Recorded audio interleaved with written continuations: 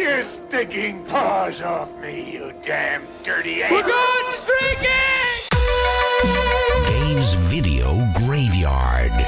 That guy in little clothes. At no point in your rambling, incoherent response were you even close to anything that could be considered a rational thought. I'm not a smart man. Shut up! One tubby. What's wrong with him? My first thought would be alive. Why so serious? Wise man say forgiveness is divine, but never pay full price for late pizza. Hail to the king, baby. Hey, Ma! The meatloaf! We want it now! The meatloaf! Of all the radio shows in the world, this is definitely one of them.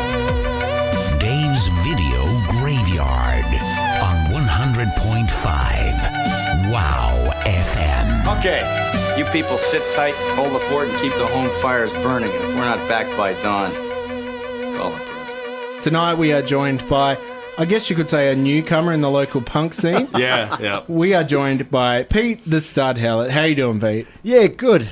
Just came back from Melbourne, actually. Oh, right. So you're so sick of the Adelaide music scene that you're jumping over to Victoria? Is that how it is? Yeah, hang out with more extradited Adelaide people that just bitch about Adelaide and still hang out with other Adelaide people, as per usual. You find them in Melbourne. They just come to you. The most miserable people are the Adelaide people that live in Melbourne. What's on? Nothing. You've given us a list of your top 12 favourite, which you said wasn't easy to narrow down to 12. No, it was top 25, but you made me narrow it down to 12. That's it. And I must say, if the Video Nasties had their way and took their selections off of your list, we'd be talking about no films tonight, because you're into a few extreme films. So the first film that you've picked on your classy list of films that you're surprised didn't get Oscars is the 1982 American horror comedy, which is being nice because it is a splatter horror film called Basket Case. Why did you pick this film? Tell us about it. Well, I think, with all those low budget, so bad it's good, a lot of them aren't that good. As long as a film isn't boring, it's good. And Basket Case is done on zero budget by Frank Henalotta, who was doing, I think, sort of slightly 42nd Street porns before this. Yeah. And he's really it's hard to make a film interesting. He's got the pacing down, even if he did not direct conventionally. Like, people have bad. It's obviously he's grabbed people from the streets of New York and put them in this Hotel Broslin, and he's like, there's a scene like where a girl, where a secretary is supposed to be saying, "Oh, who, the doctor?" Because he hasn't told her how to say it, she goes, "Who, the doctor?" And it doesn't even make sense. That there's a prostitute in it called Casey, and people just say things and walk off out the scene. Like, it's inept, but it's interesting, and the characters are all quirky. It is so disturbing. I think one thing that, for me, it's quite disturbing because no one feels like actors, and it gives it that element of realism that a lot of the exploitation films have, where you're like, are these really people that were like junkies and stuff? Most of the time it probably was. I mean, like, we'll get to the Warriors, like, he got the gangs in. Like, it's just what you could get with the low budget. I remember working in the video store, and this one was always peering out at me from the horror section because it had the basket with the little eye sticking out, and it was R18, and I was like, oh. And I finally sort of got it, and I was like, man. Like, I've been watching Halloween and Friday the 13th up until that point, and now this is like a whole new ballgame. It's like, it's exploitation horror. It's really, really good. I kind of like the way it's a 42nd Street film that shows Times Square and that before it was cleaned up. Yeah. But unlike the Schrader movies like, Taxi Driver or The Hardcore Life, it doesn't make you feel like a piece of shit watching it. You don't feel like, blowing your brains out afterward. It's actually a very funny, if not incredibly sick movie, I don't know. Recently I watched Basket Case at home, and after it finished, my son came in the lounge and he was like, "What are you doing?" And I didn't know if do I tell him the truth that I was watching. He's like, I wasn't doing nothing. What are you doing? So it is, and it spawned 2 sequels. Yeah. So that's always the sign of a fantastic film. I didn't know. I just read now just then that Frank Henalotta, he actually kickstarted something weird. Yeah, with Mike Varney. Yeah. So like they resurrected a bunch. Like they came out with firstly a bunch of DVDs that were just trailers. So it was like 40 trailers and it was just all of these old black and white exploitation, and then it gradually sort of 70s and 80s. then they started releasing all these films that hadn't seen the light of day since VHS and maybe even Laserdisc. So he's doing something good. I reckon, he's giving these films some life, I think. I guess that's why they're good, because him and Mike Rainey, they're like they were full-on collectors, and they got those movies. There was a warehouse that was going to get demolished, Yeah. and they knew that the place held a bunch of movies. So they paid the security guard, like, can we go in there and just grab some stuff? Yeah. And there was another room, and it had all those things, and there was another room upon that had all the hardcore pornographic titles they put out as well. So they got them all for like $100, all these amazing movies. I remember when something weird started coming out, it was like, there's... What happened to the porn room? I'm asking for a friend. I think, isn't that your new rumpus? Some of them I've seen, they're total unerotica, believe me. Oh, yeah. You're better off with Basket Case, believe me. So those who haven't seen the high production art house film that is Basket Case, basically it's about a set of conjoined twins that are separated, and it's believed that Belial didn't survive the separation, but it turns out that he did, and he's living in a basket, and he has super strength in the one arm that he has, and basically just goes on rampages and murders people. Much of the same is continued throughout the trilogy, if you can call it that.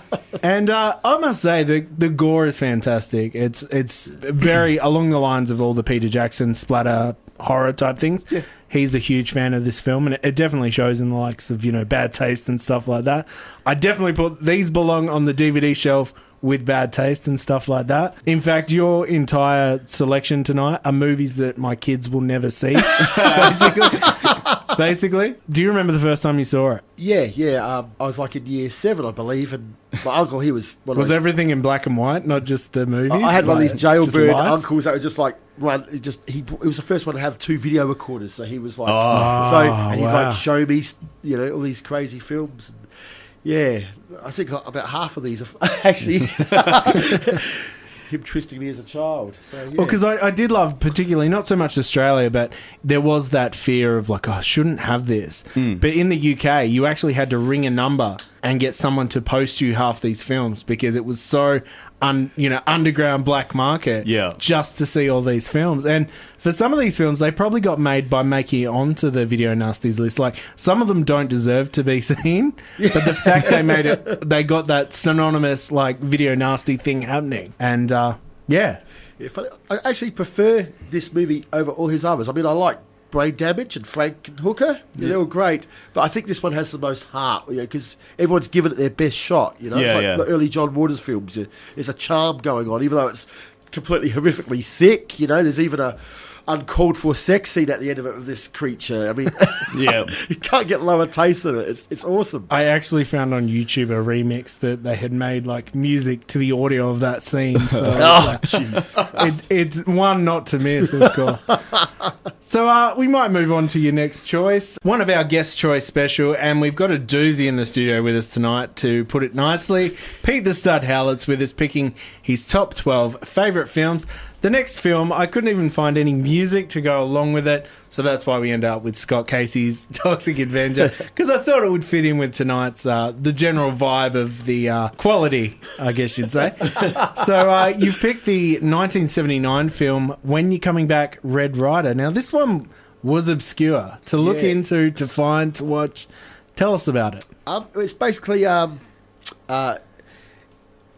you've seen Albino Alligator, which borrows heavily from the Kevin Spacey film. It's pretty much a roadhouse in a country town, like, say, Swan Reach type of place. During the Vietnam... Shout out to Swan Reach. No, 1968, sort of like during the Vietnam War. And what's going on is you see these 3 different loads of parties going towards this... going to this roadhouse where there's this young hoon that works there called Red, and at this diner. And what they don't know is that there's a bona fide psychopath called Teddy, who is Marjo Gortner, and he's just come back from the Vietnam War, and he just does not give a shit, and he's going there and he just wants to mentally torture and fuck with him, So and Marjo Gortner had a vested interest in this. It was a play, and he financed it. He wrote the screenplay. He had something to do with production. He's trying to do everything. He wanted this movie to be made, so Yeah, it's a tour de force. It takes a little while to get going. It goes for like 2 hours, but if you can get past that 40 minutes, you're in for a real treat. See, one thing that I got from watching it was you can tell this is written for the stage, like, because he didn't separate it too far from the stage direction, because it's almost, you could actually imagine an audience to one side of the bar watching it all take place. All the acting is fine, because I find myself so far removed from a lot of the 70s acting and stuff. Yep. This was all pretty good, except the one bit where Red Ryder lunges with the knife.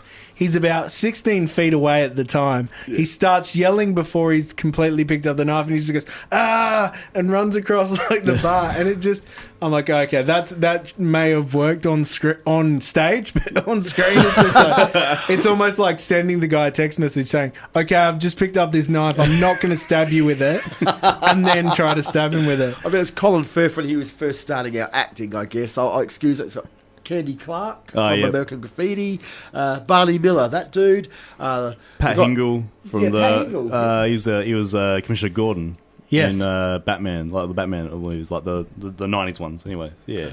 And I really like the subliminal things that has, like, whenever Teddy, the psycho, is riled up, you hear like a rattlesnake, like, and which is used in, say, Natural Born Killers. Yeah. Yes, yeah. You know, it's got little bits and pieces like that.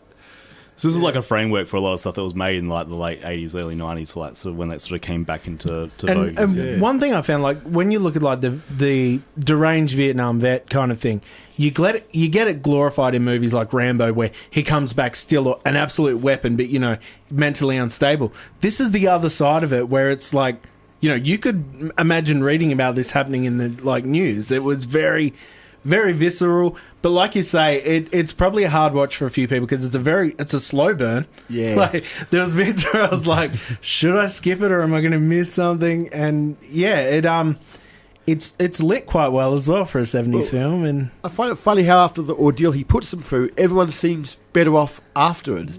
That was one thing I thought. Because they're all fucked up before. One thing I thought, I was like, it was it almost not glorified, but afterwards, yeah, it was like, you know, everyone dusts themselves off and is like, we're better people for that ordeal. When it's really like, they're probably now as messed up as he was to begin with. That Marjoe Gortner too, like, I found this out today and I thought it fascinating. So early in his career, he was the 4-year-old world's youngest ordained minister. Like, he was a part of that sort of the Bible Belt, so he'd go around and do like resurrection shows and lots of stuff. Is that like the revival shows and all that stuff? So, and his name is Marjoe, is actually a combination of Mary and Joseph, like, put together. So, wow. So he was like this. He was like from an early age, like, it was put up center. So I think he used that later in his life to sort of, you know, for his acting and for in lots of stuff. And like he sunk a lot of money into this movie, and it didn't do that well. But I think it was a passion piece for him, so yeah. And it started off with female nudity, so I was like, this is what we love about the 70s. I'm in. Well, I must be a bit different to you, because my favourite scene is when he's going through the border, and he's the guy's about, the customs officer about to say, "Yeah, go on through," and he says, and he goes, "Have you got anything to declare?" And Marjoe Gortner goes, "Yeah, a shitload of cocaine." So next thing, he's bent over, and you see the proctologist about to search him, and he's still tormenting the guy with the rubber glove on his hand, and that's got to take some balls. Yeah.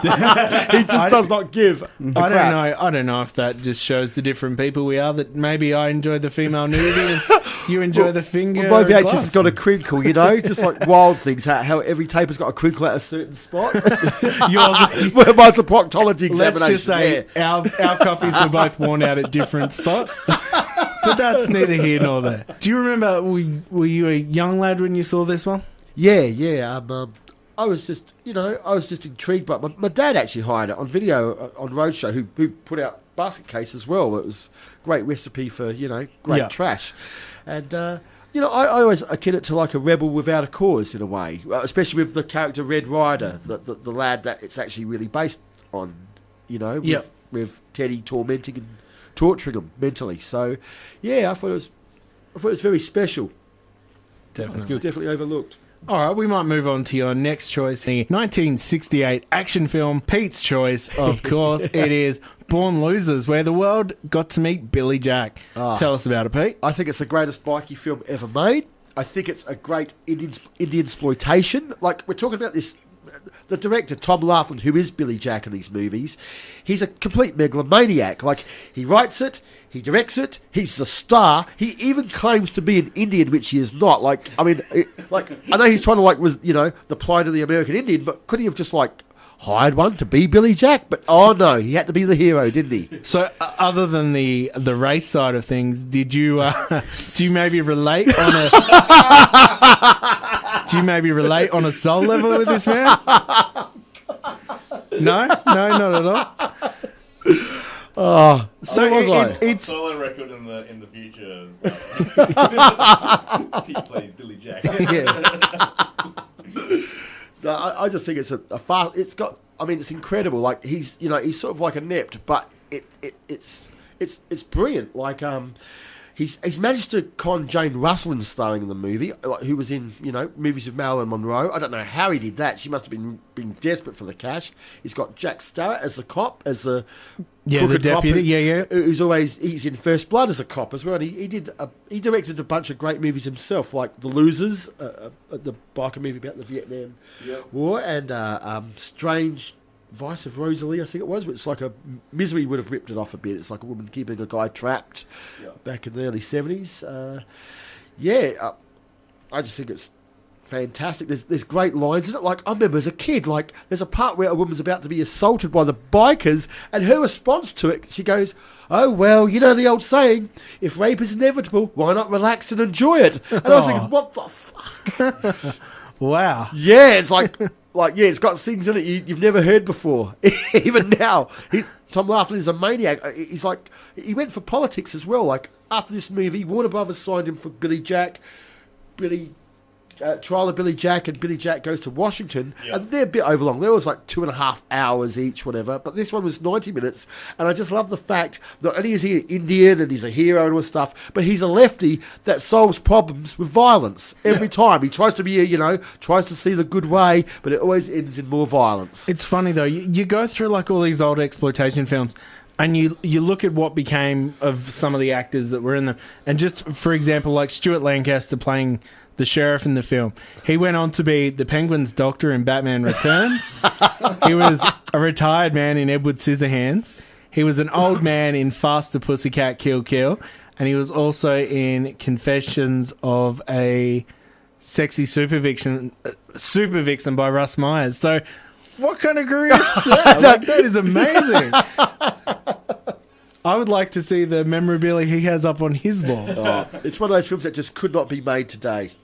That's a classic saying. You know what? Your entire list falls into that category. It was very sought after, like all the Billy Jack films. I remember when I was working in a video store, like we always had, and for some reason they weren't released. I think the first, like the one just called Billy Jack was released.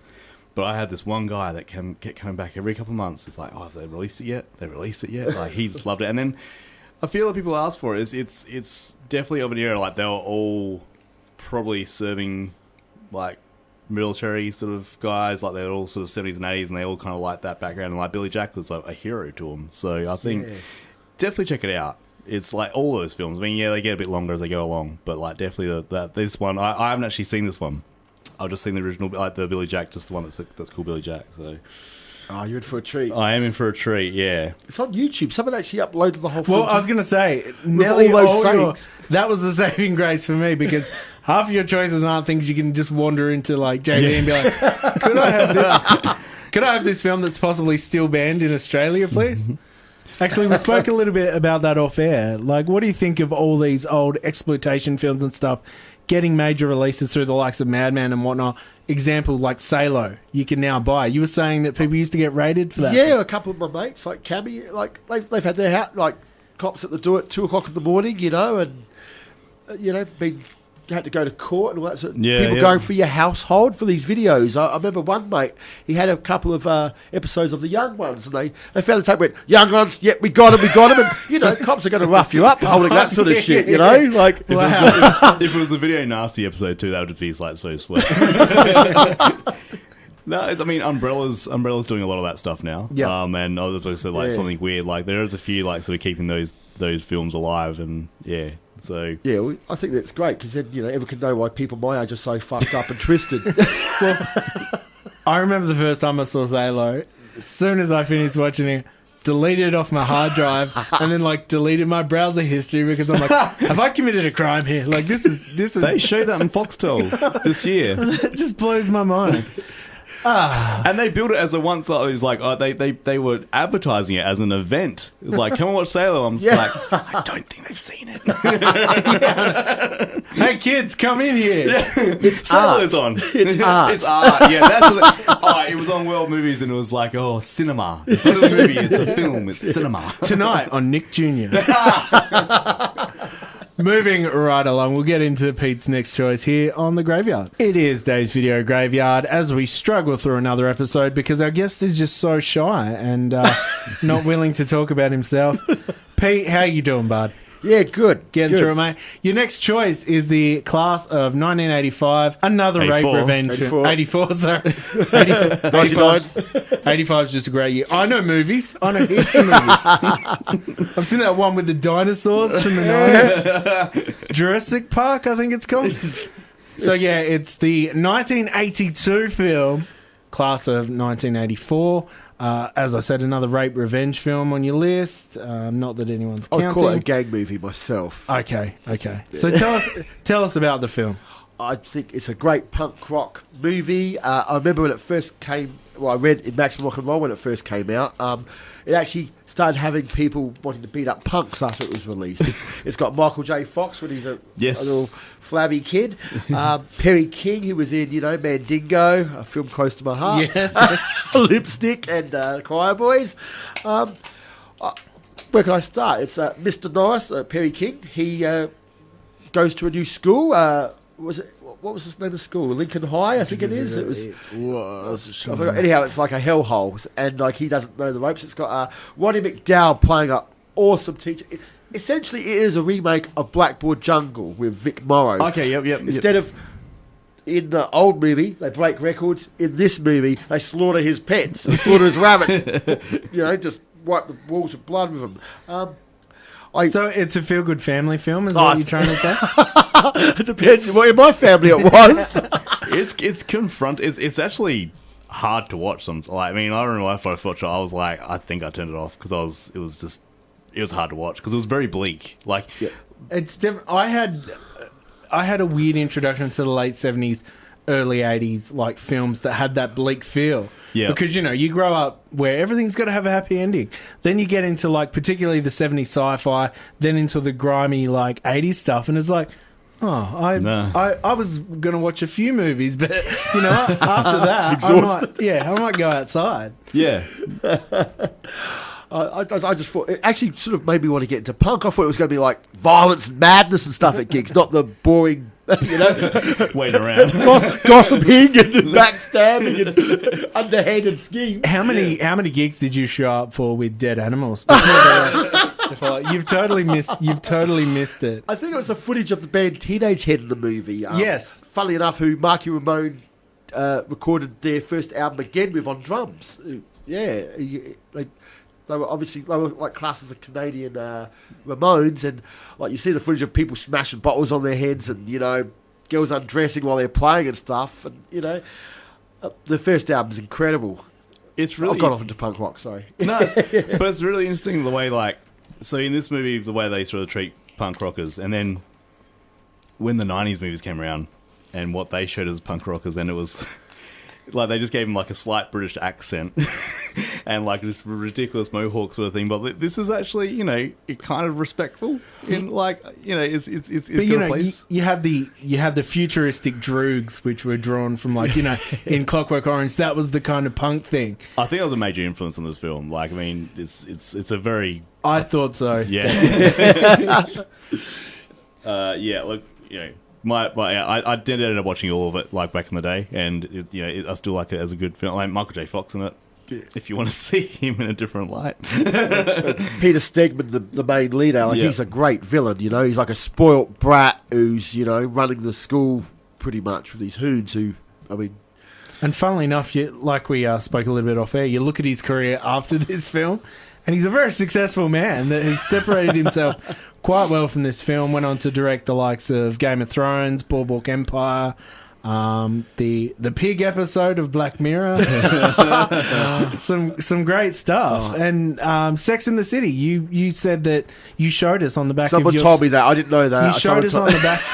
You just showed us on the back of your box set that you carry around with you that he was part of that also. So that's awesome. I think the film has every scene in it is excellent, except for the lovey-dovey stuff between the teacher and his wife. But you know something real bad's going to happen to her, so they have to have that scene. It's the calm before the storm. It's got to be there. I particularly like the scene where he's playing the piano, lovely, and the teacher thinks, "I'll give the kid a chance," and he turns around and goes, "Well, do I get the fucking gig? Do I get the fucking gig?" Something I pretty much say every weekend. Yeah.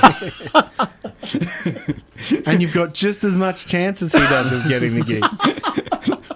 No, but I thought it was great. But yeah, like Paul said, it's definitely got the bleak feel where you're like, you know what? Maybe I'm done watching movies for a couple. I might watch some cartoons after that one. I thought it was funny. This is obviously pre-Family Ties. Like, this is 80, 81. So, but it wouldn't be too far away from it though. Like, no. I mean, they would be what, mid 80s.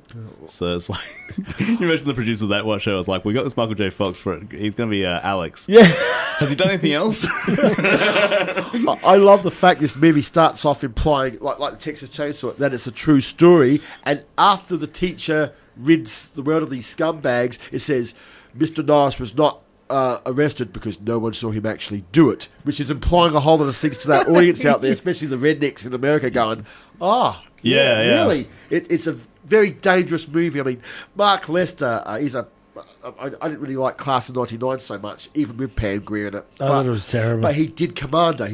So when he's got his mind on it, and that's like 20 years later, he made Commando of Arnold Schwarzenegger. And that's another fantastic movie. Yeah. No, he had, I haven't seen Commando for years, actually. What is wrong with you? I know. I'm that should be on this list. Yeah. We'll give it an honourable mention for you, Pete. I'll come back next week and the week after and the week after. Just did one show of Commando. The next film stars the Incredible Divine. It's from 1981. You picked the film Polyester. Yeah, it's probably the only PG one on the list, actually. I knew there was going to be John Waters films on this list. A lot less than I thought, but tell us about it. Well, this was the first one I discovered because, I mean, I like the vulgar ones, like Pink Flamingos and all that, but this one is like a melodrama, like a tribute to like Peyton Place and Mildred Pierce, all these old films where it's like... Do I not remember you have a divine tattoo? Yeah. Yeah, that's right. No, I really enjoyed this one because I didn't know Divine was actually a man when I just saw this dude of Tab Hunter running down the hills in the trailer. I thought, what the hell? And the video shop guy said, "You got to check out this film. And you got these scratch cards with all these different odors. So every time something happens, a number will appear on the screen, and you scratch the card, and it will smell. It was Odovision. Yeah, Odorama. So it's a throwback to the William Castle gimmicks as well. Yeah. So it was like, oh wow. So of course the first one is a rose. You can guess what the second one is straight away. They get that out of the way. It's the husband farting. So it's basically about a housewife, Francine Fishpaw, married to this pig of a man who runs a porno theatre, and he cheats on her and it's about her falling in love with Tab Hunter. And he always wears polyester, which is where the film gets its name from. But I just thought, what the hell is this? When I first saw it, it was like, I didn't know whether it was supposed to be funny, but I just couldn't stop watching it. See, the one thing for me visually with John Waters films that have always felt, they always feel like, for me, like, they throw back to when I remember the Cyndi Lauper music videos of the 80s where everything's over-exaggerated, like, parody of itself, and it's just... It's insanity. Like, it absolutely is. I've gone on to absolutely love John Waters as a person, artist, and as a director. I actually love at the moment he's really trying hard to open a new sex club because they don't have them anymore, and he wants to bring them back. And he's got a great idea for a club called Flip Flop, which is where he gets some gay guys and lesbians to hook up with each other, and it's Club Flip Flop. And he's really fighting hard for that to happen, but I don't know whether it will. I thought this one was incredible because it's his first major label film before Hairspray, and I think it's Divine's arguably greatest performance. I mean, well, because he got Divine back for a few. He got like Pink Flamingo, but he's also Hairspray, which was pretty much a mainstream film. Yeah, that was even more. But I mean, she plays two roles in that. Oh, he plays two roles in Hairspray as well. Like Female Trouble as well. Yeah, Divine plays two roles as well, but. I remember my first because I don't really watch them. I was playing in this place called in Melbourne called the Green Room. Did you ever play that? Yeah. Now all around the sort of the roof, like they had these TV screens, and halfway through the show, Divine's on like surrounded me, and I got them all around me, and then like all night they were doing John Waters films. So like in that night, I mean I didn't hear the sound because it was obviously Pink Flamingos, Polyester was playing. It was just like, and that's sort of like, oh, all right, I'm gonna go home and I'm gonna find these now. And what was the one that was that Dirty Shame that he brought out? Yeah. I really like Dirty Shame. Yeah. I remember I was still working at the video shop at that time, and the DVD cover with Selma Blair. I was like, I'm gonna watch that film. As soon as I found out it was him, I'm like, yeah, definitely gonna watch that film. Is Dirty Shame the film? Is that the TV series that's been made with William H Macy? Is that the same Dirty Shame, or is it separate? That'd be good. Yeah, well, I'm. He's in Shameless. Oh, there we go. I'm totally mixing it up. Yeah. Thanks for that. We were talking about the soundtrack of this movie earlier. Yes. What were you saying about Blondie? Oh, so originally it was going to be Tab Hunter and Deborah Harry doing the theme song for Polyester. And so it was written, all the music for the film was written by like fantastic team and stuff. And when it came, the first song, the theme to Polyester was going to be the final song they recorded because Debbie Harry was so busy. So finally the night came and she realised that because of her contract with Blondie, there was like with her business, with her record label, she couldn't actually put her voice to it under her real name, Debbie Harry, because she thought if she did it as Debbie Harry, it'd be fine. But they're like, nope, we own your voice box. So they had this half-recorded song, and then one night in the recording studio, just as he seems to magically do, a drunken Bill Murray appeared, and Bill Murray actually sings the theme to Polyester, and you think it's Tab Hunter, but it's and if you listen to it, because Deborah Harry still managed to do some backups, but she couldn't be the main hook of the whole song, and he did so well, and because it doesn't sound tongue-in-cheek. It actually sounds like a sappy love song. Great. You don't realise it's Bill Murray because it doesn't sound tongue-in-cheek at all. My friend Paul Whitbread, it's his birthday today. Happy birthday, Paul. Happy birthday. He actually told me about that, and I remember like seeing it, like it's got Steve Bayness from the Dead Boys in it. Yeah. It was Bobo Bellsinger, like the punk that goes out with... I mean, it's got crazy lines in it. For a mainstream movie, I mean, you got the daughter going... I'm having an abortion and I can't wait. Like, I thought, what the hell is this? And the daughter makes all her money by dancing for money. Go, girl. Yeah, Lunch dancing for money at lunch behind the bleachers. It's typical John Waters, but almost felt like his hands were tied with this one. I'm starting to think maybe I should have called my own daughter Lulu after this. Moving right along and not even mentioning or acknowledging what you just said. So, yeah, I reckon anyone out there that doesn't know who Divine is, make sure you check probably this one out or even Pink Flamingos. You'll have both ends of the scale if you check out those two films. Divine sadly passed away in 88, I think it was. Yeah. I think Polyester edges you into both worlds of John Waters. One thing I'd say, like, because Polyester was not the first John Waters film I saw, it would definitely... it'd put you into a false sense of security, though, because his films are filthy in a well-made filth kind of way, deliberately, because it's the man himself what he's going for.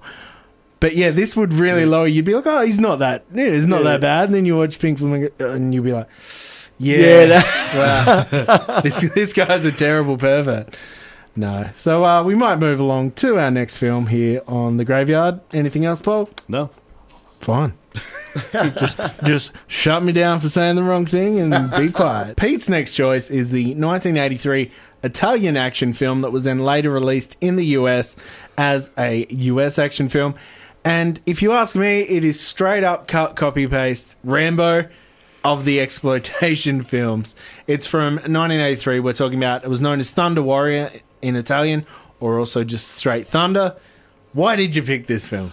Because it is like First Blood, I guess, but it's actually a really offensive piece of crap. You know, Yeah. like the production values are terrible. It's like look, the first line of the movie. It's got a sheriff leaning on his cop car while this supposedly Indian girl is filling up his car, and the first line the sheriff says is, "What do you like better, pumping gas or have someone pumping you?" And even as a kid, I thought, "What the fuck is this? This is going to be incredible."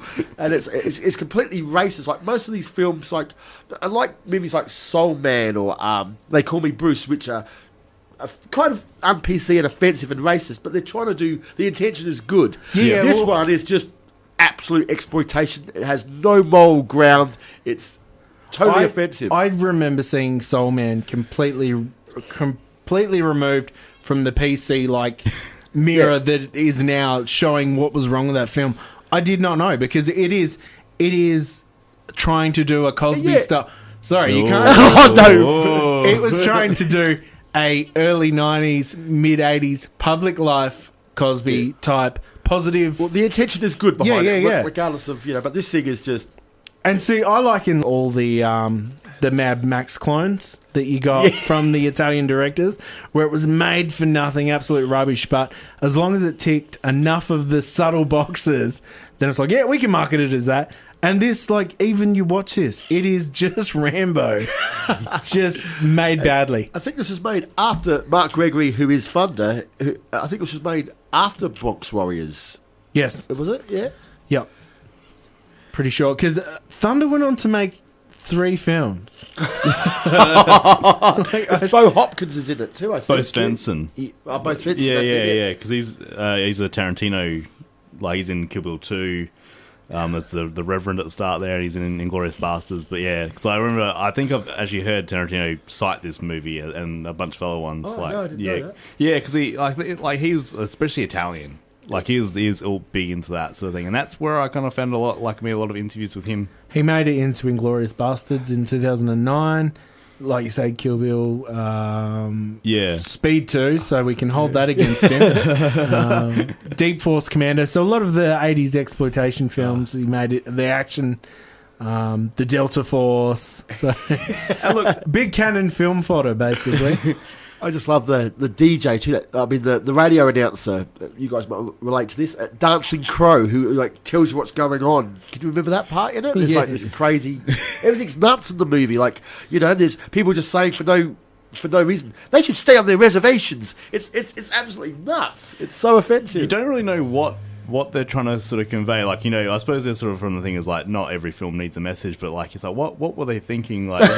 Is it just words on a page? It's just what was the director called? What does he call himself? He goes under the name Larry Ludman. Larry But Ludman. his actual Italian name, if you guys can just vamp while I... Fabio De Angelis. Fabrizio De Angelis. And this jerk, he didn't know he couldn't make a movie to save his life. Then he didn't stop. He went on to rip off the Karate Kid with Karate Warrior, which is absolutely dire. You have to see it once at least, but it's absolute shit. He was also known as Ted Russell for Breakfast with Dracula. That was the 93 classic. And the 89 classic Killer Crocodile also was by him. I think everybody that sees this movie needs to get a Thunder tattoo. I know there's a few there's a few of us out there hiding. I know Jason North from Truth Corona Core is a big fan of this movie. He's I think it's his favourite movie. Because we're at the sort of midway point here. Can you so obviously your first band, or not your first band, Bloodsucking Freaks was from a movie. The intermingling of movies and punk rock over the years for you. Where do you just explain that to the listeners? Well, I think with punk rock, I like the way it offends proper punk rock, as far as I'm concerned, offends people or makes them think or gets them talking. Right. And these films, even though they're very funny and inept, I'm scattered as hell from drugs. I It's still like remember punk- all these. It's like punk rock filmmaking sort of thing. So It's an attack. And I think knowing you and knowing your friends over the years, you've got this unspoken bond from these films. If I walked into it, one of the first conversations I probably walked in was about films, and then you're there for 2 hours, not against your will. You're learning and like you're sort of talking about it, and like it's actually like this really sort of. I think that's why I got this sort of friendship with you over the years, because like you can. I used you as an IMDb for a little while there. It's like, oh, I'm thinking of this film, and I think it's really cool like that. So you've got this sort of thing going for punk rock and for movies. It's funny to say, like, if you look real deep with all these films on IMDb, there's like massive rants from me. There is like from the very early days before Facebook was invented. So, Were you a user? I look at Red Rider and all them. I've got like rants and rants, pretty much. Yeah, that go on forever. Yeah, on all these films. Wow, all the respect we just had just diminished in a second. No, that's awesome. I'm going to look for these rants. It's just like Facebook. You feel offended if you don't agree with me? Yeah, they are. You might want to avoid. I'm actually not going to look them up because what if they're well written? I wouldn't know how to feel. I'd be like, oh, this isn't just Pete with caps lock yelling at the film. Old man yells at cloud. Old man yells at screen. So I think, with that, would you say this film has your highest recommendation for everyone in the world to see it? It's the greatest action film ever made. I found it. What? Which one's that for? Thunder? Or? No, when you're coming back, Red Rider. Oh my, look at this. Pages upon pages. Is there any likes? How many likes did I get? Back in the day, looking for the likes. It was back before likes. It was just ICQ ads.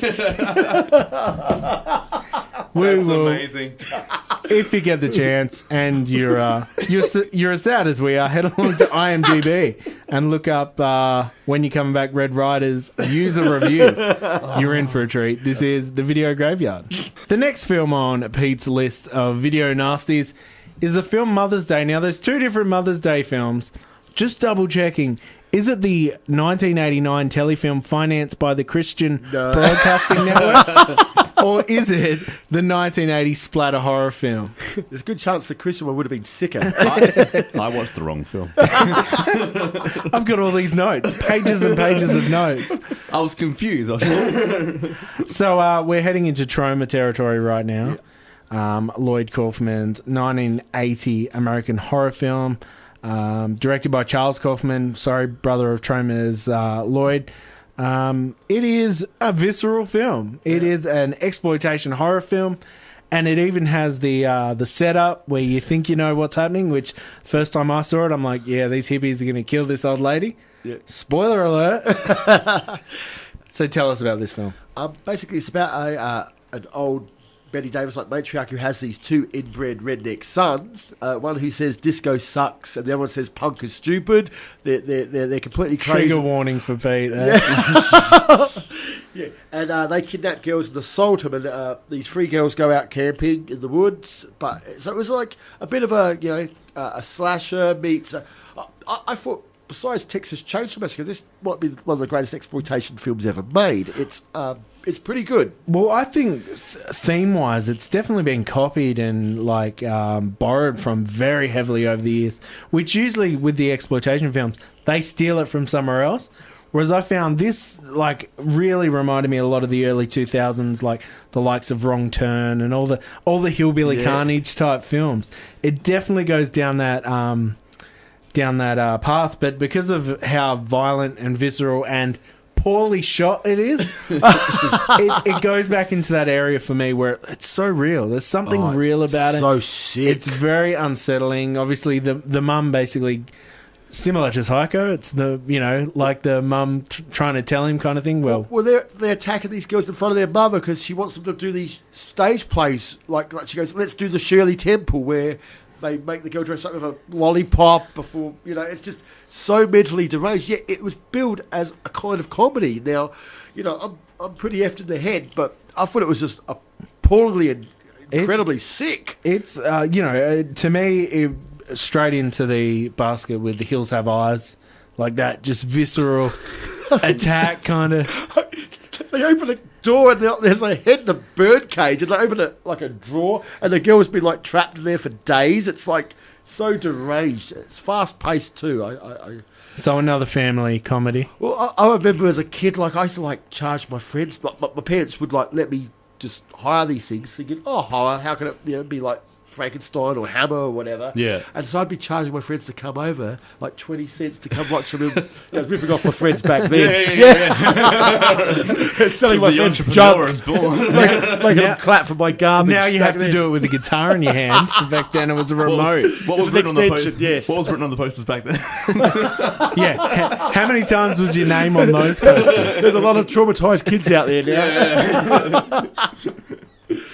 So, shot for $115,000 was the budget, and apparently prior to filming, a dead body was found in the house. Oh, what? An actual dead body. Can you say free production values? I'm sure they probably thought about using it. I was surprised they released it. I mean, I know they released pickups like Blood-Sucking Freaks and Combat Shock, but this one was, I think, was the first of the hideous ones. I guess because his brother had made this movie, and he went, I guess I better put it out, like Lord Kaufman, because it's the start of a different way of them. It was banned in the UK until 2015, which I think most things are still like that's the longest I've heard something being banned in the UK for. Like, I mean, it must be only a couple more left. So yeah, and well banned. Maybe. Yeah, it belongs on a banned list for sure. It got a soft remake in 2010 by Brett Ratner, who a very loose remake. I think that's a case of a guy wanting to make that's a good film in its own right, but it's totally not Mother's Day. It's a crime heist film with Rebecca De Mornay as the matriarch. But I guess this guy said, I've got a great crime movie in, because Evil Dead and Last House and I Spit had been remade. The producer's gone, oh, you call it Mother's Day. Oh, but I don't want to call it Mother's Day. You call it Mother's Day, or it's not going to get made. I think it would have been some sort of financing thing like that. So, well, now that Brett Ratner's name's on it, it's not going to go any further at all. Yeah, true. That's pretty much the end of that. Brett Ratner, Bill Cosby, just yeah. I did enjoy Red Dragon and Rush Hour, but Which one? All of them.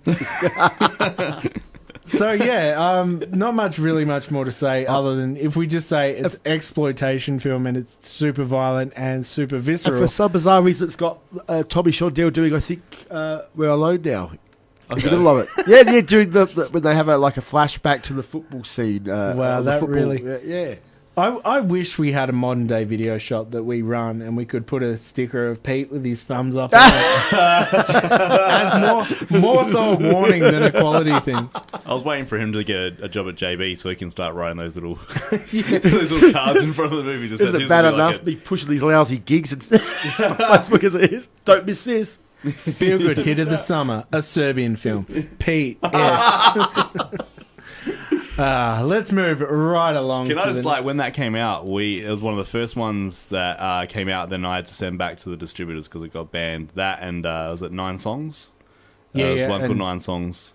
I remember Madman released a few, including Irreversible. Yeah, we got an email about a month later saying, "Hey, maybe stop letting people hire that and maybe keep it." Yeah, yeah. So there is still some censorship. So yeah, apparently.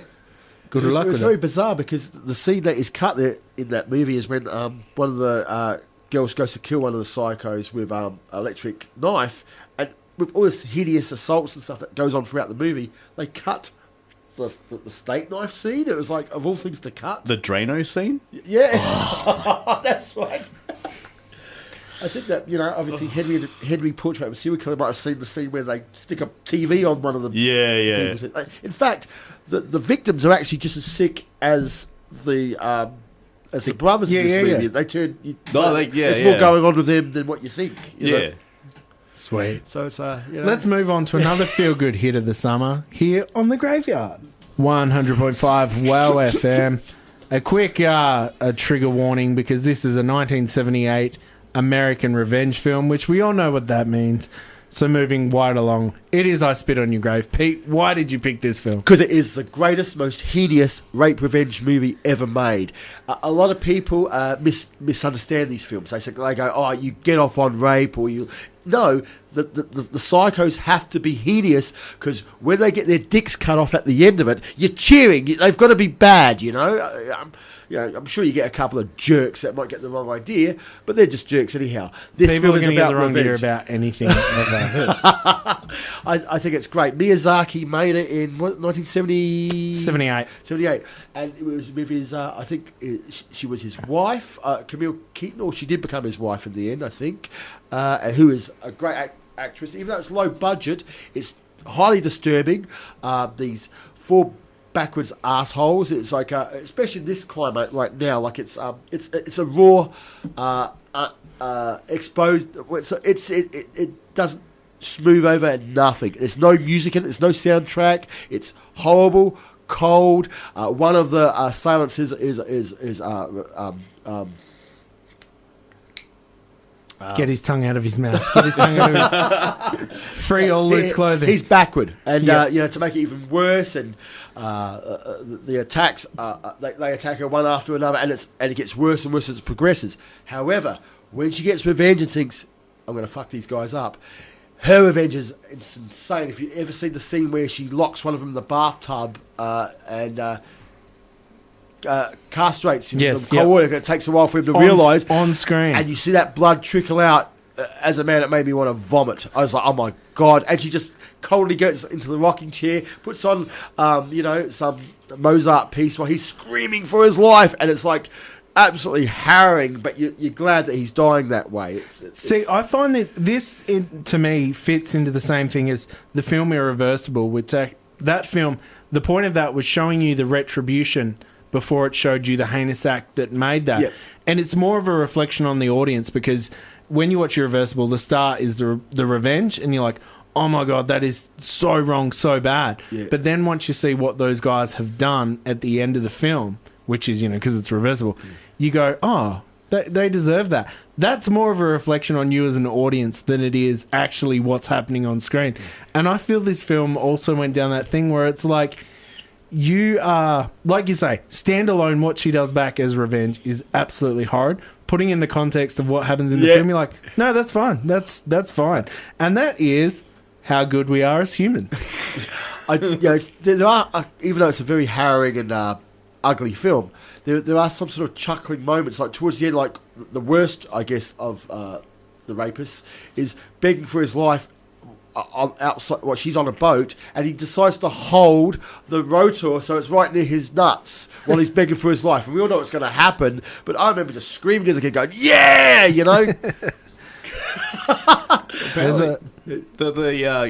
Camille Keaton was married to the director of the film. Yeah. Like, I mean, that was that. I wonder how long that lasted after the movie was made. Yeah. What do you want me to do today? She was in a bunch of Italian movies, like Tragic Ceremony, What Have You Done to Solange? Yeah. This was like after Last House on the Left, so like, I mean, like that was sort of, that would have kicked off the whole sort of revenge thing. And then I've only watched this film once. I can say, like, it was enough for me. Like, I mean, I have a point. It's harrowing. I found my point. And this is this one. I think it was just like, look, I think it was just, I couldn't watch it again.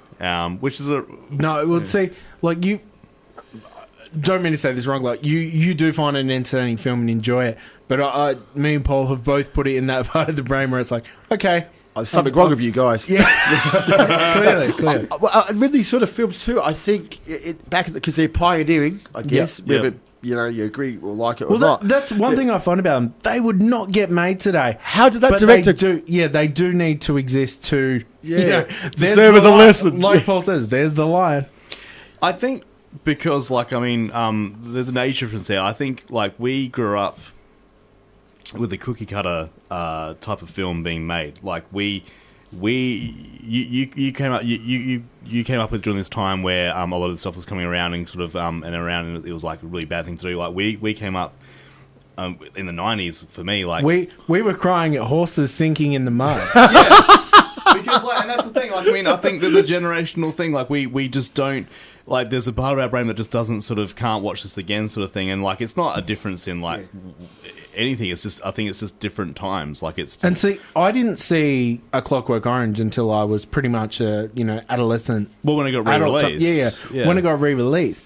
And by that time, there was so much other stuff out there in the zeitgeist kind of thing that I was almost disappointed with. It is still very visceral film, but it isn't as bad as half the things that was still out there at the time.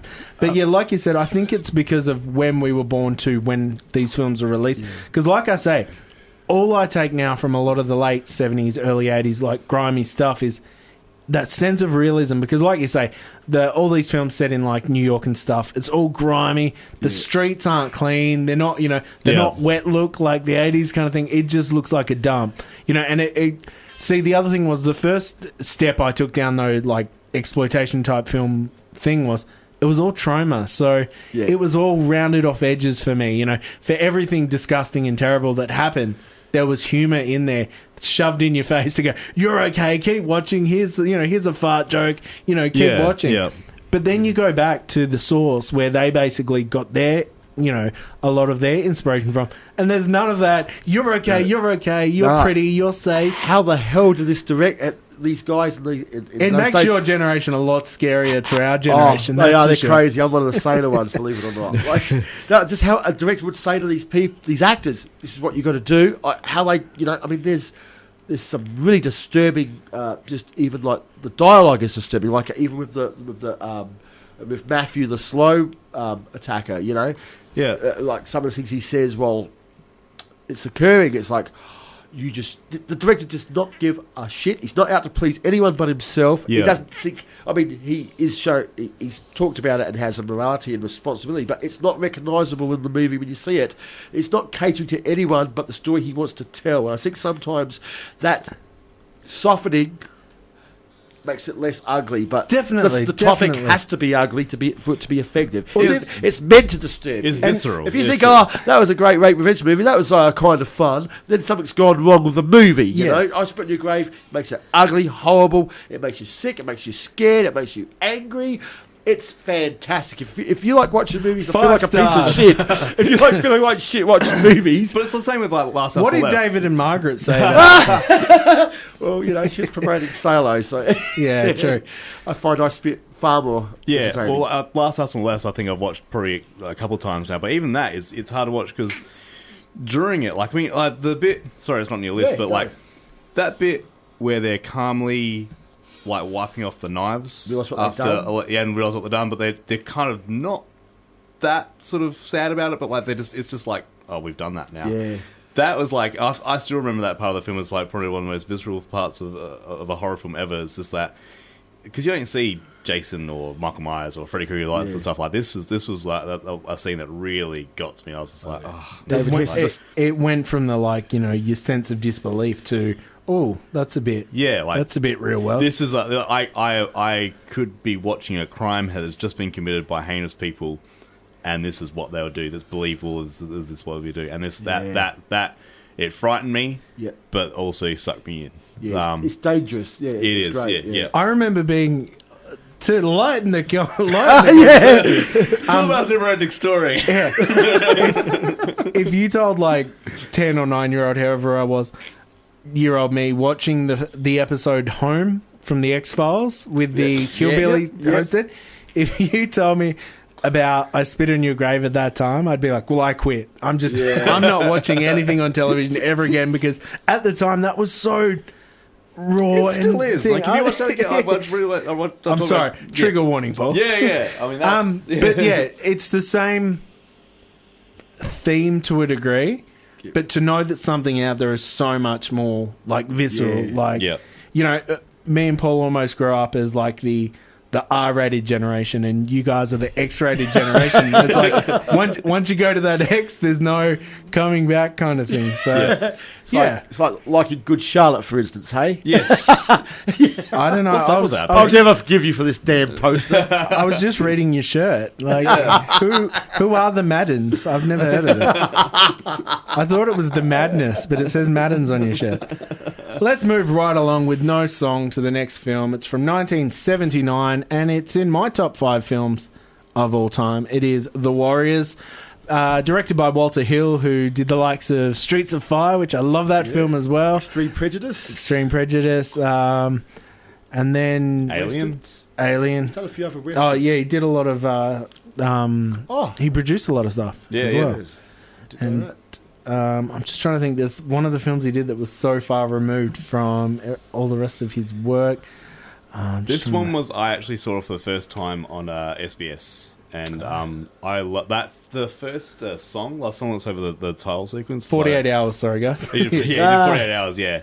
And I don't know, it's just one of these films that you're instantly into. Like I've always loved this film from the first one I watched it, and it's one of those ones if I see it on TV, if I see it, I'm like I've got all of it. It's just excellent. So yeah. What's your when did you first see it? Oh, I saw it as when I was a kid. Yep. Like late 70s. It was always when it came out on video. It was always a toss up. People that saw The Wanderers which is a bleak 50s. Yeah, it's great. I love that film as well. Yeah, but people like. You wouldn't know which one was your favourite. They'd always compare the two, even though because they were both out at the same time. It was like it was just an amazing coincidence. I think they both came out the same year, but I think I like Warriors better because it was more cartoony and Definitely. you had great villains like with Luther, Luther, and even like Ajax, who was a complete sexist pig in the Warriors. James Remar, who was in Dexter's dad, or Raiden in Mortal Kombat 2 for people that suck. But So Pete, let's talk over here. I'll just turn my mic off. I think even between those two, what we just talked about, like the Wanderers kind of had happy moments and happy friends. Like this one's, at the end there is it is a bleak movie. Like it's like not all of them survive. To compare those two movies together, from my thing, it's like to me, The Wanderers feels like it was filmed on a set with set cars and everything. Yeah. Whereas The Warriors has always felt like they just went out one night with cameras. Do you know what I mean? Yeah. And they did. Really, yeah. And it was one of the first films filmed completely on location at night because they couldn't do it before these cameras existed. So exciting, like the gangs, like the Orphans, the Lizzies, Baseball Furies, of course. It's like it's just the Moonrunners, your favourite. I mean, after you watch that movie once, you're quoting it like, "Can you dig it?" And Warriors come out to play. I mean, everybody knows these things. It's in like it's been used in a lot of pop culture. Like it's that film that they can go back to, and good soundtrack. It even makes the Eagles bearable. Almost. I love the sort of exposition from the radio announcer during that. Evening Vappers. That was the moment where I think I was watching on SBS that night that I'm just like, this is just it's cool. Like it's a cool movie, and I think absolutely one of those ones you're gonna talk about to impress girls. when I was old enough to get into pubs, it's like this is one of those cool movies, and it's just. I totally agree. It would be one of my top 5 as well, I think. So. It also has like some sort of, as you sort of laugh at it or get excited with all the violence, there's also, moments of social commentary like with Swan and the love interest, is it Rosie? Like, when they're on the tram and those rich assholes get on and look them up and down like pieces of shit. Fuck them sort of thing, She tries to do her hair up, and it's got little touches like that make it more than just a mindless, stupid boys club movie, But then that guy, the one we were talking about that was in all the other films. What's his name? Kelly Patrick. And he sort of brings it back to that sort of cartoonish level. He's like, just there's a cartoonish level to him in that movie that's just insane. But he manages to be so insufferable with nothing. Having a good time. Yeah. I like doing things like that. Like when he quoted all the time. When he steals all the chocolate, and she's like, "You have to pay for that." And he's like, there would have been no direction to make him evil in that scene, but it's just like that dude is like psychotic in everything he's in. He steals the show, like when he's in Twin Peaks, it's the brother, or in Commando when he's Sal. He even kill you last, Sal. He even kills Chris Rock in The Longest Yard with Adam Sandler. Do I score points back for the Mortal Kombat 2 thing?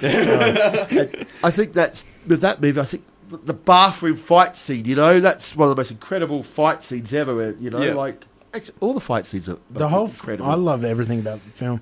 Yeah. I had one of my first old man to my children moments with the Warriors. Was they're big fans of the regular show, the cartoon. Yep. And there's actually an episode where they're fighting to get the last Laserdisc player in town to watch a special Laserdisc.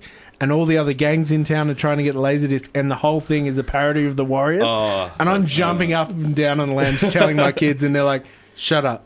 Like, shut up, old man. This is our cartoon. Did you see the recut version on the Oh, DVD? I was about to start on that. When you hear that guy talk, Walter Hill, it's a miracle the Warriors was so good because of its cast and location and pacing. I thought you meant the one that was aimed at the 300 story. Have you Is that seen the that one cut? where it's got stupid cartoony. Cartoon bits of it. Yeah. Actually, it was, cuts off important segments. I of the know, movie. and they keep forcing it down your throat. It's like, hey, remember that 300 film that did really good? Yeah. Same story. It's like Have he's you an idiot. He doesn't know why his film I know, is popular. exactly. It's really annoying. And it's because we're all fans of Xanadu. Oh, that's right. Yeah. What was his name? Michael Beck. Yeah. He was in Chiller as well. a very enjoyable PS2, PS3 game that was made. PS2. Rockstar. Rockstar. I was really impressed with that game. Like it was one of the ones. I used to finish that game just to play the arcade version called Armies of the Night. Yeah. Which was just basically Double Dragon but with the Warriors. It was the best. Yeah. I'm going to play that. You can finish the show alone, go.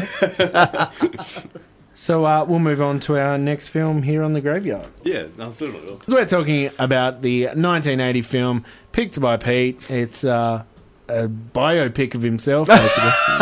No, that was Megaloman. True. Maniac from 1980. Pete, this one's a hard watch, and that's someone who enjoys horror. It's a hard watch. It's the scariest serial killer film I've ever seen. Joe Spinell's acting in it is nothing short of superb. He's got voices in his head. You can hear it is actually a very scary. Like it's like in 42nd Street again by William Lustig, wasn't it? Who did Maniac Cop, a more light-hearted romp. I just remember seeing it, and even though there's parts where you got to suspend disbelief. Like Carolyn Monroe is his love interest. She from the Hammer horror films and all that. Like for her to fall in love with this crazy inept slob, it's a bit hard to take.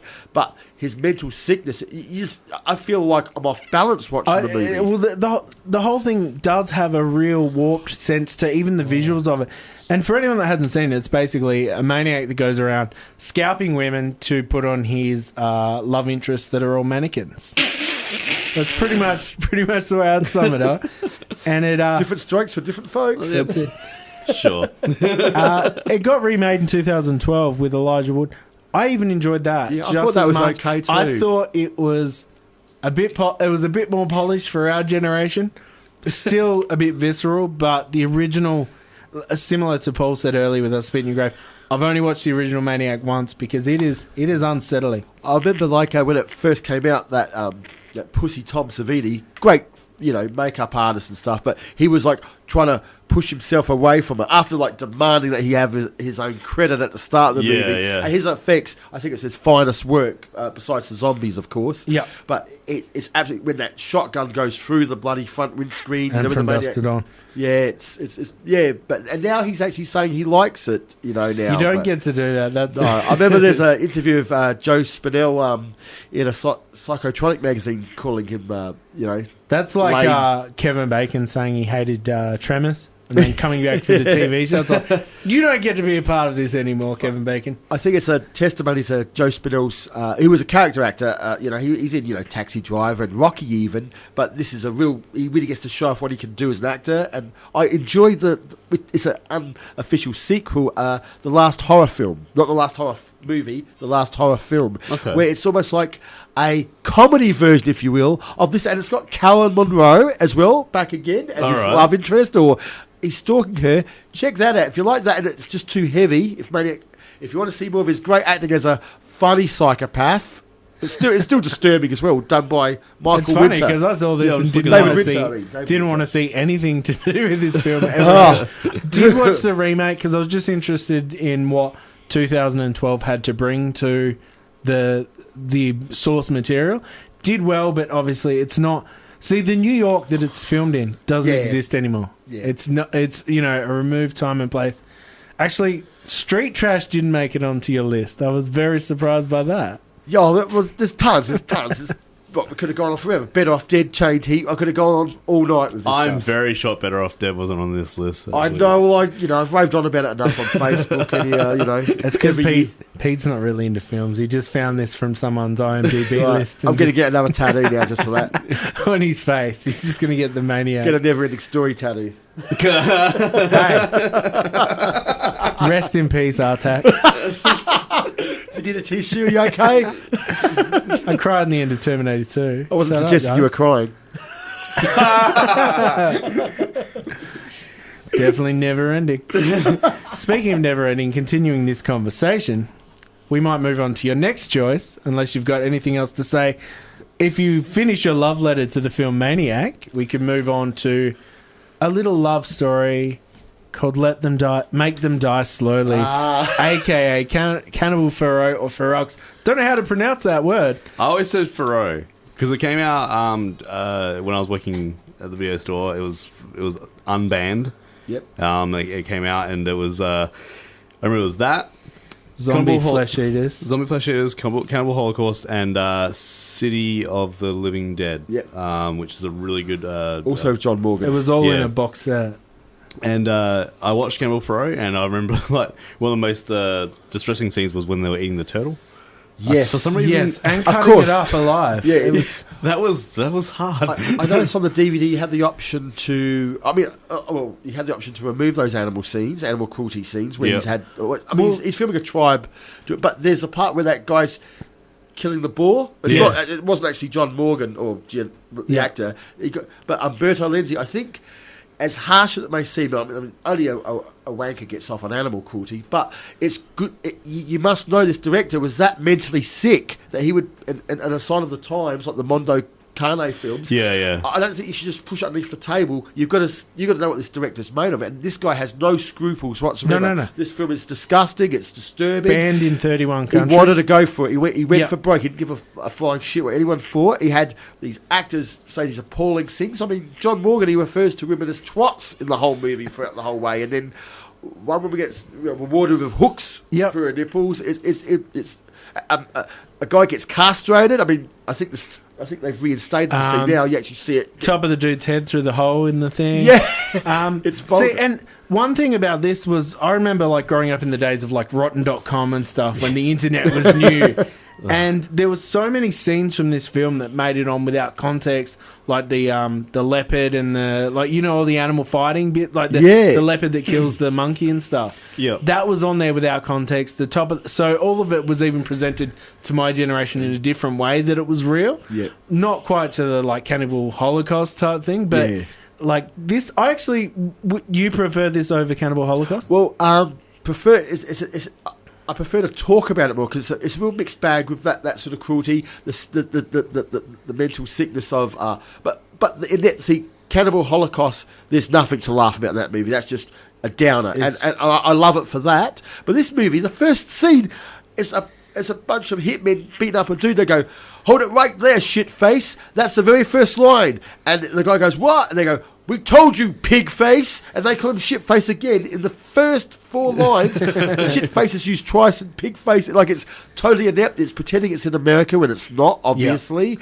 It doesn't make much sense. Like they go into the jungle on this adventure to prove that cannibalism doesn't exist. I mean, how flimsy is that? And see, I often wonder, because I'm removed from the generation that got to see this at the time when you had all those, like, the American or the Australian, like, hero that goes over and does, like, a nature show in all these, like, primitive lands kind of things. Like, I'm in the Amazon jungle. Let's have a look at how savage it is. And then you get these kind of films where it's like, yeah, here's how really it is. What did you think? Did you see The Green Inferno? Yes, it's sort of like it's a love letter to these a snipped version of this and Cannibal Holocaust. I mean, it made me want to watch the originals again to prove how superior they are. But I think with all these remakes and jazz, as long as it gets people back to the original, so they can decide. That's when people really did not give a shit. You watch the remakes of Ice Spit and all that. They're trying very hard, but that's essentially what they are: try hard movies. The originals are. Just reading, this was originally billed as women from Deep River in Australia. They were trying to cash in on the more respectable Man from Deep River, which is more sort of like a soft. It has its moments of sickness, but it's like pretty much a mainstream person can watch it. Well, this is go for broke. This is like whatever can be mentally sick. We're going to put it in there. You look at any online list of like visceral horror and stuff. This, as well as Holocaust, are both right at the top of the list. Speaking of lists, we got to move on to the final film tonight. I know you sit here and talk for another. Was there more that you wanted to touch on with? I'm just happy someone's listening to me for a change. You know, I've got to start bans for people to do that. That's the title of your book. The final film you've chose is the 1974 for people that speak English, blaxploitation film Foxy Brown. Yes. I was introduced to Pam Grier through Tarantino's love letter to her that was Jackie Brown. Yes. Tell us about this film. Well, besides discovering Pam Grier, I think it was a hard one to choose. The director, Jack Hill, I think he is the greatest exploitation maker ever. He did Switchblade Sisters, which was hard to... Coffee, The Big Dollhouse, The Big Birdcage. Roger Corman gets a lot of credit, which he totally deserves for producing these movies and all that. But you can tell one with Jack Hill and one without it. He has, like, Quentin Tarantino, I think, is influenced by him most of all. He did a commentary on Switchblade Sisters. Yeah, he put it out through Rolling Thunders. Actually, that's how I got to see that movie. But Yeah. every Jack Hill film is pretty excellent. Like, he knows the rhythm of dialogue. It's got the funniest lines. This is actually a really fun film. Foxy Brown is Pam Grier, and her brother and her husband get killed by the mob, so she goes after him, and it's like a madam, and Peter Brown, who was he's also a sleazebag. He's the rapist in Rape Squad. He's always played a piece of crap, and he's great in this. You know, he ends up getting spoiler alert. He ends up getting hit like this movie. She cuts his dick off and sends it to his girlfriend in a pickle jar. I mean, so it's another family film. I'm not letting Narrow watch it. That's for sure. But she's already got that idea. Yeah. Not the only one, I'm sure. Yeah. It's got Huggy Bear in it from Starsky. Yeah. So I remember seeing this because they released this with remember in like the mid to like sort of 2007 they did like a big push on the blaxploitation stuff. They released it. So they reckon with the likes of like Grindhouse and that blaxploitation, Ozploitation, all these exploitation films were becoming trendy. So they did do a major back catalogue re-release. Well, we got because I was in charge of ordering them that time of our store. So I got this. There's a Big Birdcage and a bunch of other ones from like the prison sort of exploitation ones, and then Foxy Brown was all that too. So that's where I sort of they gave me way too much control in that shop. I think two of these movies, especially Jack Hill ones, even though they're funny and they have like lines that maybe not be PC, they are without doubt definitely women empowerment movies. Definitely. They really are. There's no doubt about that. She's kicking ass the whole way. She's not taking any shit. She's not a side character. She's the main. Yeah, he did Coffee as well. Cool. Yeah. I mean, all his films are fantastic. He went to film school with Francis Ford Coppola. So, okay. So he's of good breed, but it's funny the different paths they took. I mean, him and Pam Grier in a movie together, it's dynamite. It just... I could fully see Quentin Tarantino seeing these movies and going, I've got to get her back in, you know. And, I think it's the best of his movies, I think, arguably. There's another funny part where, a guy gets hit by an airplane in it and splatters into gravy, just like in RoboCop with the, help me, man, the toxic waste dude. It just splatters into nothing but gravy. That and the castration scene. Brilliant.